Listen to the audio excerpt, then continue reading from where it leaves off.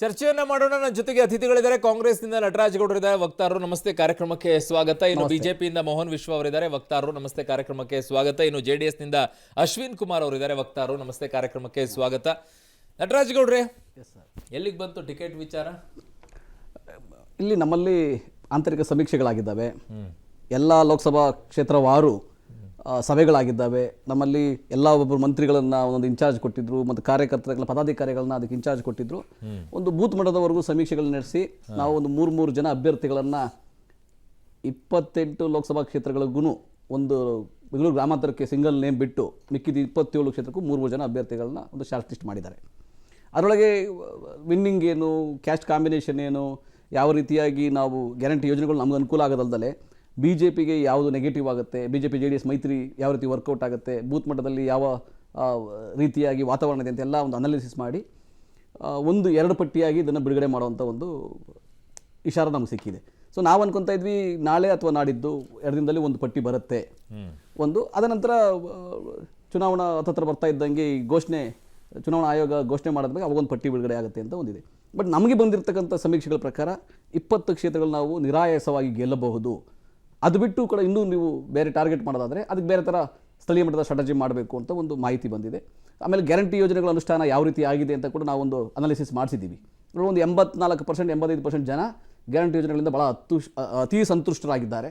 So ಅದೊಂದು ನಮಗೆ ವರದಾನ ಆಗುತ್ತೆ ಅನ್ನೋ ಒಂದು ಭಾವನೆ ಕೂಡ ಇದೆ. ಅದನ್ನು ನಾವು ಇಟ್ಕೊಂಡು ನಮ್ಮ ಮುಂದಿನ ಮ್ಯಾನಿಫೆಸ್ಟೋದಲ್ಲಿ ನಾವು ಆಲ್ರೆಡಿ ಘೋಷಣೆ ಮಾಡ್ತಾ ಇದ್ದೀವಿ. ರೈತರಿಗೆ ನ್ಯಾಯಯುತವಾದ ಬೆಂಬಲ ಬೆಲೆಯನ್ನು ಕಾನೂನುಬದ್ಧ ಮಾಡ್ತೀವಿ ಅಂತ, ಯುವಕರಿಗೆ ಒಂದು ಉದ್ಯೋಗವನ್ನು ಹಕ್ಕುಗಳಾಗಿ ಅವ್ರಿಗೆ ಕೊಡ್ತೀವಿ ಅಂತ. ಇವೆಲ್ಲ ಒಂದು ಯೋಜನೆಗಳು ನಾವು ಮುಂದೆ ಇಟ್ಕೊಂಡು ಮ್ಯಾನಿಫೆಸ್ಟೋ ಇಟ್ಕೊಂಡು ಮುಂದಕ್ಕೆ ಹೋಗೋದ್ರಿಂದ ನಮಗೆ ಅತ್ಯಧಿಕ ಮತಗಳು ಬರ್ತವೆ ಅನ್ನೋ ಒಂದು ಭರವಸೆ ಬಂದಿದೆ. ಈ ಸಲ ಒಂದು 55% ಮತಗಳು ಈ ಸಲ ಬರ್ಬೋದು ಅನ್ನೋ ಒಂದು ಅನಾಲಿಸಿಸ್ ನಮಗೆ ಸಿಕ್ಕಿದೆ. ಸೊ ಆ ನಿಟ್ಟಿನಲ್ಲಿ ನಮಗೆ ಒಂದು ಭಾಳ ಉತ್ಸಾಹದಿಂದ ಕಾಯ್ತಾ ಇದ್ದೀವಿ. ನಮ್ಮ ಚುನಾವಣಾ ದಿನಾಂಕ ಯಾವಾಗ ಘೋಷಣೆ ಆಗುತ್ತೋ, ಚುನಾವಣೆ ಯಾವಾಗ ಆಗುತ್ತೋ ಅಂತ ಉತ್ಸಾಹದಿಂದ ಕಾಯ್ತಾ ಇದ್ದೀವಿ. ಕರ್ನಾಟಕದಲ್ಲಿ ಕಾಂಗ್ರೆಸ್ಗೆ 20 ಸೀಟು ನಿರಾಯಾಸವಾಗಿ ಗೆಲ್ಲುವಂತ ಸಂಪೂರ್ಣ ವಾತಾವರಣ, ಯಾವ ಟೆನ್ಷನ್ ಇಲ್ಲ, ಬಂದು ಸಾಕು, ವೋಟಿಂಗ್ ಆಗ್ಬೇಕು ಅಷ್ಟೇ. ಅದಕ್ಕೆ ಕಾಯ್ತಾ ಅವತ್ತು ದಿನ ಕಾಯ್ತಾ ಇದೀವಿ. ಸೊ 20 ಸೀಟ್ ಗೆಲ್ಲ. ಮೋಹನ್ ವಿಶ್ವರೇ, ಬಿಜೆಪಿಯ ಕಥೆ ಏನು ಟಿಕೆಟ್ಗಳ ವಿಚಾರದಲ್ಲಿ? ನೋಡಿ ಅರುಣ್, ಭಾರತೀಯ ಜನತಾ ಪಕ್ಷ ಯಾವುದೇ ಒಂದು ಚುನಾವಣೆ ಆದರೂ ಅದನ್ನು ಸೀರಿಯಸ್ ಆಗಿ ತಗೊಳುತ್ತೆ. ಅದೊಂದು ಗ್ರಾಮ ಪಂಚಾಯತಿ ಚುನಾವಣೆ ಆಗ್ಬೋದು, ಜಿಲ್ಲಾ ಪಂಚಾಯತಿ ಆಗ್ಬೋದು, ಕಾರ್ಪೊರೇಟರ್ದಾಗ್ಬೋದು, MLAದಾಗ್ಬೋದು, MP ದಾಗ್ಬೋದು.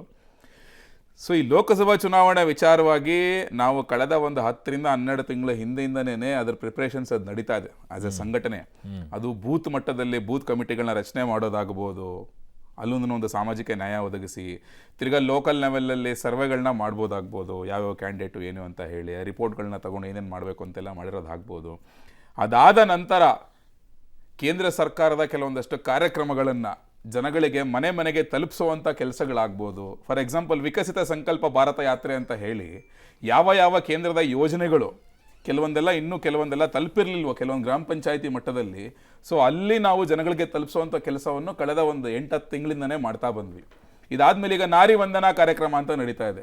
ಅಂದರೆ ಮಹಿಳೆಯರಿಗಾಗಿ ನರೇಂದ್ರ ಮೋದಿಯವರು ಅಧಿಕಾರಕ್ಕೆ ಬಂದ ಕಳೆದ 10 ವರ್ಷಗಳಲ್ಲಿ ತಗೊಂಡಂಥ ಒಂದು ಈ ಆಮೂಲಾಗ್ರ ಬದಲಾವಣೆ ಮಾಡುವಂಥ ನಿರ್ಧಾರಗಳಿದೆಯಲ್ಲ, ಗಟ್ಟಿ ನಿರ್ಧಾರಗಳು, ಆ ವಿಚಾರಗಳನ್ನು, ಅಭಿವೃದ್ಧಿ ವಿಚಾರಗಳನ್ನು, ಫಾರ್ ಎಕ್ಸಾಂಪಲ್ ಮನೆ ಗ್ಯಾಸ್ ಕೊಟ್ಟಿದ್ದಾಗ್ಬೋದು, ತಿರ್ಗಾ ಮಹಿಳೆಯರಿಗೆ ಶೌಚಾಲಯ ಕಟ್ಸ್ಕೊಟ್ಟಿದ್ದಾಗ್ಬೋದು, ತಿರ್ಗಾ ಆಮೇಲೆ ಗರ್ಭಿಣಿ ಮಹಿಳೆಯರಿಗೆ ಕೊಟ್ಟಂಥ ಒಂದಷ್ಟು ಕೊಡುಗೆಗಳಾಗ್ಬೋದು, ಸಣ್ಣ ಮಕ್ಕಳಿಗೆ ನೋಡ್ಕೊಳ್ಳೋದಕ್ಕೆ ಕೊಟ್ಟಂಥ ಪೋಷಣ ಅಭಿಯಾನ ಆಗ್ಬೋದು.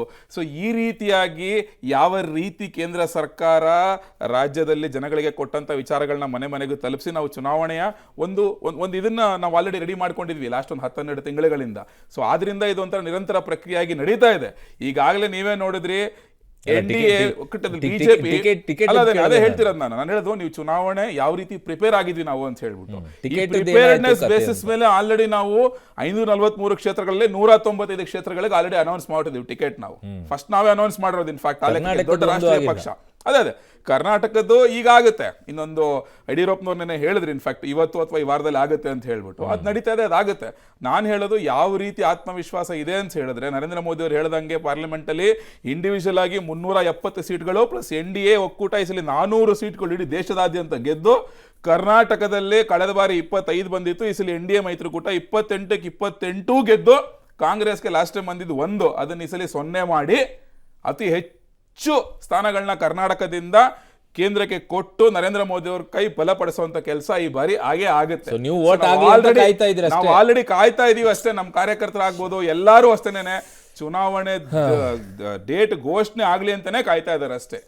ಅದರಲ್ಲಿ ಎರಡೂ ರಾಷ್ಟ್ರೀಯ ಪಕ್ಷಗಳು ಎಷ್ಟು ಉತ್ಸಾಹದಲ್ಲಿದ್ದಾರೆ ಅಂತಂದ್ರೆ ಡೇಟ್ ಅನೌನ್ಸ್ ಆಗಿ ವೋಟ್ ಹಾಕೋದೊಂದು ಬಾಕಿ ಉಳಿದಿದೆ ಅಷ್ಟೇ. ಇನ್ನು ಅಯ್ಯಪ್ಪ, ಈ ಪ್ರಮಾಣದಲ್ಲಿ ಯುದ್ಧಕಾಂಡ ಇದೆ ಅಂತ ಅನ್ಕೊಂಡಿರ್ಲಿಲ್ಲ. ಅಶ್ವಿನ್ ಅವರೇ, ನಿಮ್ಮ ಮೈತ್ರಿಯ ಕಥೆ ಏನು? ನಿಮ್ಮ ಮೈತ್ರಿಯಲ್ಲಿ ಈಗ ಸೀಟ್ಗಳ ಹಂಚಿಕೆಯ ಕಥೆ ಏನು? ಚುನಾವಣೆ ಅಂದಾಗ ಇರುತ್ತಲ್ಲ ಸರ್, ಹಬ್ಬದ ವಾತಾವರಣನೇ ಅಂತಲೇ ಹೇಳ್ಬೋದು. ನಾವು ಬಹುಶಃ ಒಂದು ತಿಂಗಳಿಂದೆ ಒಂದು NDA ಮೈತ್ರಿಕೂಟದಲ್ಲೂ ಒಂದು 25 ಸೀಟ್ಗಳನ್ನ ರೀಚ್ ಆಗ್ಬೋದು ಅಂತ ಅಂದ್ಕೊಂಡಿದ್ವಿ. ಕಳೆದ ಒಂದು ತಿಂಗಳ ಬೆಳವಣಿಗೆಗಳನ್ನ ನಾವು ನೋಡ್ತಾ ಬಂದರೆ ಬಹುಶಃ 28ಕ್ಕೂ 28 ರೀಚ್ ಆಗೋದ್ರಲ್ಲಿ ಯಾವುದೇ ರೀತಿಯ ಸಂದೇಹ ಇಲ್ಲ. ಏನಕ್ಕೆ ಅಂದರೆ ಇವತ್ತು ಬೆಂಗಳೂರು ಗ್ರಾಮಾಂತರ ಜಿಲ್ಲೆ ಕಾಂಗ್ರೆಸ್ ಅವರು ನಾವು ಒಂದು ಹಾಸನಲ್ಲಿ ಗೆದ್ದಿದ್ವಿ ಅವತ್ತಿನ ಒಂದು ಇದರಲ್ಲಿ. ಇವತ್ತು ಗ್ರಾಮಾಂತರ ಜಿಲ್ಲೆ, ಈಗ ಉದಾಹರಣೆಗೆ ಒಂದು ಬ್ರಾಂಡ್ ಬೆಂಗಳೂರು ಅಂತ ಅವ್ರು ತಗೊಂಡಾಗ ಯಾವ ವರ್ಷದಲ್ಲೂ ಈ ಒಂದು ನೀರಿನ ಒಂದು ಕೊರತೆ ಬೆಂಗಳೂರಿಗೆ ಕಾಣಿಸ್ಕೊಂಡಿಲ್ಲ ಅಂದರೆ ಫೆಬ್ರವರಿ ತಿಂಗಳಲ್ಲಿ. ಇವತ್ತು ಬ್ರಾಂಡ್ ಬೆಂಗಳೂರು ಅಂತ ಇವ್ರು ಒಂದು ಕಡೆ ಹೊರಟ್ರೆ ನೀರಿಲ್ಲ ಜನಕ್ಕೆ ಕುಡಿಯೋದು.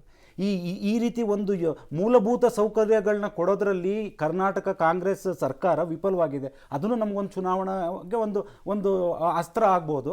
ಮತ್ತು ಮಂಡ್ಯ ಇರ್ಬೋದು, ಹಾಸನ ಇರ್ಬೋದು, ಮೈಸೂರು ಇರ್ಬೋದು, ಕೋಲಾರ ಇರ್ಬೋದು, ತುಮಕೂರು, ಇಲ್ಲಿ ಒಂದು ನಾಯಕರ ಮಟ್ಟದಲ್ಲಿ ಒಂದು ಮುಖಂಡರ ಮಟ್ಟದಲ್ಲಿ ಚರ್ಚೆ ಆಗ್ತಿದೆ. ತಾಲೂಕುವಾರು ಎಲ್ಲ ಜನಪ್ರತಿನಿಧಿಗಳ ಒಂದು ಮಾಹಿತಿ ಸಂಗ್ರಹಿಸಿದ್ವಿ, ಯಾರು ನಿಂತರೆ ಆಗುತ್ತೆ ಅಂತ. ಉದಾಹರಣೆಗೆ ಇವಾಗ ಬೆಂಗಳೂರು ಗ್ರಾಮಾಂತರಕ್ಕೆ ಡಾಕ್ಟರ್ CN ಮಂಜುನಾಥ್ ಅವರು ಬರಬೇಕು ಅಂತ ಕಾರ್ಯಕರ್ತರು ಅಪೇಕ್ಷಿಸ್ತಿದ್ದಾರೆ. ಮೈಸೂರಿಗೆ ಹೋದ್ರೆ ಮೈಸೂರಲ್ಲಿ ಹೇಳ್ತಿದ್ದಾರೆ, ತುಮಕೂರಿಗೆ ಹೋದ್ರೆ ತುಮಕೂರಲ್ಲಿ ಹೇಳ್ತಿದ್ದಾರೆ. ಹಾಗೆ ಚುನಾವಣೆ ಅಂದಾಗ ಇರುತ್ತೆ. ಆ ಪ್ರಿಪರೇಷನ್ ಈಗ ಅದೇ ಚರ್ಚೆ ಆಗ್ತಿರೋದು. ಯಾಕಂದ್ರೆ ನಾವು NDA ಮೈತ್ರಿಕೂಟದಲ್ಲಿ ಇದೀವಿ ಅಂದಾಗ ನಮ್ಮ ಒಂದು ಟಾರ್ಗೆಟ್ ಮೋದಿ ಅವ್ರನ್ನ ಮತ್ತೊಮ್ಮೆ PM ಆಗಿ ಮಾಡಬೇಕು. ಅದರಲ್ಲೂ ನಮ್ಮ ರಾಜ್ಯಕ್ಕೆ ಬರಬೇಕಾದಂಥ ಬೆನಿಫಿಟ್ಗಳು. ಈಗ ಮೇಕೆದಾಟು ಬಗ್ಗೆ ಒಂದು ಆಶ್ವಾಸನೆ ಕೊಟ್ಟಿದ್ರು ಕಾಂಗ್ರೆಸ್ ಅವರು. ಮೇಕೆದಾಟು ಪಾದಯಾತ್ರೆ ಮಾಡಿ ಬೆಂಗಳೂರಿಗೆ ಬಂದು ಉಳ್ಕೊಬಿಟ್ರೆ ಹೊರತು ಪುನಃ ಮೇಕೆದಾಟಿಗೆ ಹೋಗ್ಲಿಲ್ಲ ಅಂದರೆ ಇವೆಲ್ಲ ನಮಗೆ ಚುನಾವಣಾ ಅಸ್ತ್ರ ಆಗುತ್ತೆ. ಗ್ಯಾರಂಟಿ ಇವತ್ತು ನಾವು ಕಾಂಗ್ರೆಸ್ ಅವರು ಹೇಳ್ತಿದ್ದಾರೆ, ಬಟ್ ರಾಜ್ಯದಲ್ಲಿ ಪ್ರತಿಯೊಂದು ಹಳ್ಳಿಗಳಿಗೆ ಹೋಗಿ ಕೇಳಿದ್ರೆ ಗ್ಯಾರಂಟಿ ಜನಗಳಿಗೆ ಇನ್ನೂ ಪರಿಪೂರ್ಣವಾಗಿ ಏನಾಗ್ಬಿಡುತ್ತೆ ಗೊತ್ತಾ? ಈಗ ಸಮೀಕ್ಷೆ ಅಂದ್ರೆ ಹೇಳ್ಬೇಕಾಗತ್ತೆ ಸರ್. ಪುನಃ ಈಗ FSL ವರದಿನೇ ತಗೊಳ್ತೀನಿ. ಕರ್ನಾಟಕ ಸರ್ಕಾರ ಕೊಡೋ FSL ವರದಿ ಕೊಟ್ರೆ 5 ದಿನ 6 ದಿನ ಬೇಕಂತೆ. ಎಲ್ಲ FSL ಕಂಪನಿಗಳು ಹೇಳುತ್ತೆ ಈ ರೀತಿ ಬೇಕು, ಅನಿವಾರ್ಯತೆ ಇದ್ರೆ ಒಂದೇ ದಿನದ 24 ಗಂಟೆಲಿ ಬರುತ್ತೆ ಅಂತ. ಹಾಗೆ ಕಾಂಗ್ರೆಸ್ ಅವ್ರು ಸಮೀಕ್ಷೆ ಮಾಡ್ಬಿಟ್ಟು ಅಡ್ವರ್ಟೈಸ್ ಕೊಡಕ್ಕೆ ಏನ್ ಸರ್ 94% ಅವ್ರು ಹೇಳ್ಬೋದಿತ್ತು, ಏನಕ್ಕೆ 85 ಹೇಳಿದ್ರು ಅಂತ ನನಗೆ ಒಂದು ಸ್ವಲ್ಪ ಹಾಸ್ಯಾಸ್ಪದವಾಗಿದೆ. ಖಂಡಿತ ಕರ್ನಾಟಕದಲ್ಲಿ ಗ್ಯಾರಂಟಿ ಸೋತಿದೆ. ಅದೇ ಗೆದ್ದಿದ್ದರೆ ಪಂಚರಾಜ್ಯ ಚುನಾವಣೆಯಲ್ಲಿ ಅದ್ಭುತವಾದಂಥ ಮ್ಯಾಂಡೇಟ್ ಅವ್ರಿಗೆ ಸಿಗ್ತಾ ಇತ್ತು. ಅಂದರೆ ಗ್ಯಾರಂಟಿ ಯೋಜನೆಗಳು ಹಿಂದುಳಿದ ವರ್ಗದವ್ರಿಗಾಗಲಿ, ರೈತರಿಗಾಗಲಿ, ಬಡವ್ರಿಗಾಗಲಿ, ಕಡು ಬಡವರಿಗೆ ತಲುಪ್ತಿದೆ ಅಂತ ಅವ್ರಿಗೆ ಗೊತ್ತಿರೋದು. ಗ್ಯಾರಂಟಿ ಕೈ ಹಿಡ್ದಿಲ್ಲ. ಇವೆಲ್ಲ ಏನಾಗುತ್ತೆ, ಮಹದಾಯಿ, ಕೃಷ್ಣ ಮತ್ತು ಭದ್ರಾ ಅಪ್ಪರ್ ಪ್ರಾಜೆಕ್ಟ್ಗಳಿರ್ಬೋದು, ಇವೆಲ್ಲ ಕೊಟ್ಟಂಥ ಆಶ್ವಾಸನೆಗಳು ಒಂದು ವರ್ಷದಲ್ಲಿ ಪರಿಪೂರ್ಣ ಮಾಡಬೇಕು ಅಂತ ಹೇಳ್ತಿಲ್ಲ. ಅದಕ್ಕೊಂದು ರೂಪುರೇಷೆಗಳನ್ನು ಇವರು ರಚಿಸೋದ್ರಲ್ಲಿ ವಿಫಲರಾಗಿದ್ದಾರೆ. ಇವೆಲ್ಲ ನಮ್ಮ ಚುನಾವಣಾ ಅಸ್ತ್ರ ಆಗುತ್ತೆ. ಖಂಡಿತ ಈ ಬಾರಿ ಹಳೆ ಮೈಸೂರು ಭಾಗದಲ್ಲಿ ಇರ್ಬೋದು, ಕಲ್ಯಾಣ ಕರ್ನಾಟಕ, ಉತ್ತರ ಕರ್ನಾಟಕದಲ್ಲಿ ನಮ್ಮದೇ ಆದಂಥ ಒಂದು ಜಾತ್ಯತೀತ ಜನತಾದಳದ ಕಾರ್ಯಕರ್ತರಿದ್ದಾರೆ. ಒಂದು BJP ಜೊತೆ ಸಾಂಪ್ರದಾಯಿಕವಾಗಿ ನಾವು ಎದುರಾಳಿಗಳು ಇರಲಿಲ್ಲ. ಈ ಒಂದು ಬೂತ್ ಮಟ್ಟದ ಕಾರ್ಯಕರ್ತರಲ್ಲೂ ಒಂದು ಖುಷಿ ಇದೆ. ಫೈನಲಿ BJP ಎಷ್ಟು ಸೀಟ್ ಕೊಡ್ತಾ ಇದೆ ನಿಮಗೆ ಸರ್? ಈಗ ಅದನ್ನ ಈ ಒಂದು 4-5 ದಿನಗಳಲ್ಲಿ ಯಾಕೆಂತಂದ್ರೆ ನಾನು ಈಗ ಹೇಳಿದೆ, ತಾಲೂಕು ಮಟ್ಟದಲ್ಲಿ, ಹೋಬಳಿ ಮಟ್ಟದಲ್ಲಿ, ಜಿಲ್ಲಾ ಮಟ್ಟದ ಮುಖಂಡರುಗಳು ಏನು ಅವರು ಡಿಸಿಷನ್ಗಳು ಕೊಡ್ತಾರಲ್ಲ, ನಾಳೆ ದಿನ ಬೂತ್ ಹತ್ರ ಹೋಗಿ ಕೆಲಸ ಮಾಡೋದು ಅವರು. ಸೊ ಎಷ್ಟು ಕೊಟ್ರು ಸ್ವೀಕಾರ ಮಾಡ್ತಾ ಇದ್ರು ಪ್ರಸಾದ ಅವಂತ. BJP ಅವರಲ್ಲೂ ಅದಿಲ್ಲ. ನಾನು ಹೇಳಿದ್ನಲ್ಲ ಸರ್, BJP ಮತ್ತೆ JDS ಅಲ್ಲಿ ಬಂದೇ ಇಲ್ಲ ಸರ್. ಡಿಮ್ಯಾಂಡ್ ಮಾಡಿ ತಗೊಳ್ತಾ ಇದ್ರು ಅಥವಾ ಪ್ರಸಾದ ಎಷ್ಟು ಸಿಗುತ್ತೋ ಇಲ್ಲ, ಅದು ಡಿಮ್ಯಾಂಡ್ ಅಂತಾನೂ ಹೇಳಂಗಿಲ್ಲ. ಒಂದು ರೀತಿ ನಾವು ಒಂದು ಮೈತ್ರಿ ಮಾಡ್ಕೊಂಡಿದೀವಿ ಅಂದಾಗ ಅದಕ್ಕೆ ಸಾಧಕ ಬಾಧಕಗಳನ್ನ ಹಿರಿಯರು ಇರುತ್ತೆ. ಅದು ನಮ್ಗೆ ಎದುರಾಳಿಗಳು ಕಾಂಗ್ರೆಸ್ ಇದ್ದಿದ್ರಿಂದ ಅದು ಘರ್ಷಣೆ ಆಗ್ತಾ ಇತ್ತು. ನಟರಾಜ್ ಗೌಡ್ರೆ, ಬಹುತೇಕ ನಿಮ್ಮ ಸಚಿವರು ತಮ್ಮ ಮಕ್ಕಳಿಗೆ ಟಿಕೆಟ್ ಅನ್ನ ಕೇಳ್ತಾ ಇದ್ದಿದ್ದು ಬಹುತೇಕ ಇದ್ದಾರೆ. ನನ್ನ ಹೆಸರು ತಗೊಳ್ತಾ ಹೋಗ್ಬಿಟ್ರೆ ಅದು ಇರುಸು ಮುರುಸಿಗೆ ಆ ಸಚಿವರುಗಳು ಉಂಟಾಗ್ತಾರೆ. ಆದ್ರೆ ಅವರ ಮಕ್ಕಳಿಗೆ ಈ ಬಾರಿ ಟಿಕೆಟ್ ಕೊಡ್ತಾರೋ ಅಥವಾ ಇಲ್ವೋ? ಇಲ್ಲ, ಇಲ್ಲಿ ಒಂದೇ ಹೇಳೋದು, ಗೆಲ್ಲೋ ಮಾನದಂಡ ಆದಾಗ ಸಚಿವರೇ ನಿಲ್ಬೋದು, ಅವರ ಮಕ್ಕಳಿಗೂ ಕೊಡಿಸ್ಬೋದು, ಅವ್ರ ಸಂಬಂಧಿಕರಿಗೂ ಕೊಡಿಸ್ಬೋದು. ಗೆಲ್ಲೋ ಮಾನದಂಡ ನಮಗೆ ಬೇಕಿದೆ, ಗೆಲ್ಲೋದು ಬೇಕಿದೆ ನಮಗೆ. ಸರಿ ನಾವು ಕಳ್ಕೊಳ್ಳೋದೇನಿಲ್ಲ. ನಾವು ಒಂದು ಸೀಟೇ ನಾವು ಇರೋದು.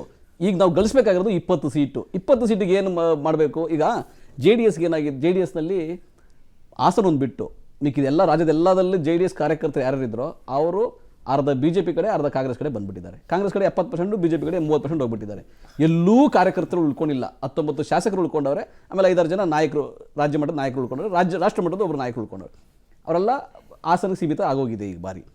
ಅವ್ರಿಗೆ 1 ಸೀಟ್ ಕೊಟ್ಟರೆ ಅದು ಅವ್ರ ಲಕ್ಕು, ಇಲ್ಲ 3 ಸೀಟ್ ಕೊಟ್ಟರೆ ಅದು ಅವರ ಮಹಾಲಕ್. ಅದು ದೊಡ್ಡ ದೊಡ್ಡ ಅದೃಷ್ಟ. ಅದು ನಮಗೆ ದೊಡ್ಡ ಸೀಟ್ ದೊಡ್ಡ ದೊಡ್ಡ ನಮ್ಗೆ ಇಲ್ಲ. ದೊಡ್ಡ ಅದೃಷ್ಟ. ಕಾಂಗ್ರೆಸ್ ಅವ್ರಿಗೆ ಏನಕ್ಕೆ ಅಂತ ಇಲ್ಲ, ಇಲ್ಲ, ನೀವು ಕೇಳಿದ ಪ್ರಶ್ನೆ ಇಲ್ಲ, ಏನು? ಯಾಕಂದ್ರೆ ಒಂದು ಮಿನಿಸ್ಟರ್ ಮಕ್ಕಳ ಇಲ್ಲ, ಇಲ್ಲ, ಅವರ brother. ಮಕ್ಕಳುಗಳನ್ನೇ ನಿಮ್ಮ push ಅದನ್ನ ಮಾಡ್ತಿದ್ದೀರಾ? ಅದಕ್ಕೆ ಉತ್ತರ ಹೇಳ್ಬಿಟ್ಟೆ. ಅಂದ್ರೆ ಅದಕ್ಕೆ ಉತ್ತರ ಹೇಳ್ಬಿಟ್ಟೆ. See, ನಿಲ್ಲಿಕ್ಕೆ ನಾನೇನ್ ಗೊತ್ತಾ? ಇವ್ರಿಗೆ ರಾಜ್ಯದಲ್ಲಿ ಅಭ್ಯರ್ಥಿಗಳಿಲ್ಲ ಕಾಂಗ್ರೆಸ್ ಇಲ್ಲ, ಇಲ್ಲ, ಅಲ್ಲಿ ಅಶ್ವಿನ್, ಸರ್. ಅಶ್ವಿನ್, ನಾನೇನು ಅಲ್ಲ, ನಾನು sorry, ಹೇಳ್ತೇನೆ, ನಮ್ಮ sorry, ಚಿಂತೆ ಅಶ್ವಿನ್, ಬೇಡ ಹೇಳಿ, ಅವ್ರಿಗೆ. ಅಶ್ವಿನ್, ನನ್ನ ಮಾತು ಅಲ್ಲ, ನೀವು ಮಾತಾಡೋ ಅರುಣ್ ನಂತರ ಸರ್ ಪ್ರಶ್ನೆ ನೀವು answer ನಾನು- ಮಾಡ್ತಿಲ್ಲ. ಅವ್ರು answer ಮಾಡಾಯ್ತು. ನಮ್ಮ ಅಲ್ಲ, ಚಿಂತೆ ಗೌಡ್ರೆ, ಏನಕ್ಕೆ ಮುಂದುವರೆದ ಭಾಗ ಅಂತ? ಗೌಡ್ರೆ ಅದ್ರಲ್ಲಿ ನಮ್ಮ ಚಿಂತೆ ಕುಮಾರಣ್ಣ interview ಅವರು ಆಗಿಲ್ಲ, ನೋಡ್ಕೊಂತಾರೆ. ನೀವು ಮಾತಾಡ್ತಿದ್ರಿ ಅಂತೇಳಿ ನಾನು ಮಧ್ಯಪ್ರವೇಶ ಮಾಡ್ಲಿಲ್ಲ. ಹೇಳಿ. ನೀವು ಹೇಳ್ತಾ ಇದ್ದು ಗೆಲ್ಲೋದಷ್ಟೇ ನಮಗೆ ಮುಖ್ಯ, ಅದು ಯಾರಾದ್ರೂ ಚಿಂತಿರಲ್ಲ, ಸಂಬಂಧಿಕರಾಗಿ ಎಲ್ಲಾದ್ರಾಗಿ. ಯಾರಾದ್ರಾಗ್ಲಿ. ಅದೇ JDSನವರು ಅವ್ರ ಮನೆಯಲ್ಲಿರುವಂತವ್ರು ಯಾರಾದ್ರೂ ನಿಂತು ಬಿಟ್ರೆ ಏನ್ ಕಾಂಗ್ರೆಸ್ ಹೇಳ್ತಾ ಇದ್ದಿದ್ದು? ನಾವೇ ಇದ್ವ ಜೊತೆಲೆ ಮೈತ್ರಿ ನಾವು. ಅಯ್ಯಯ್ಯಯ್ಯಯ್ಯೋ, ಇಲ್ಲ, ಕೇಳಿ ಈಗ ಪಾಪ.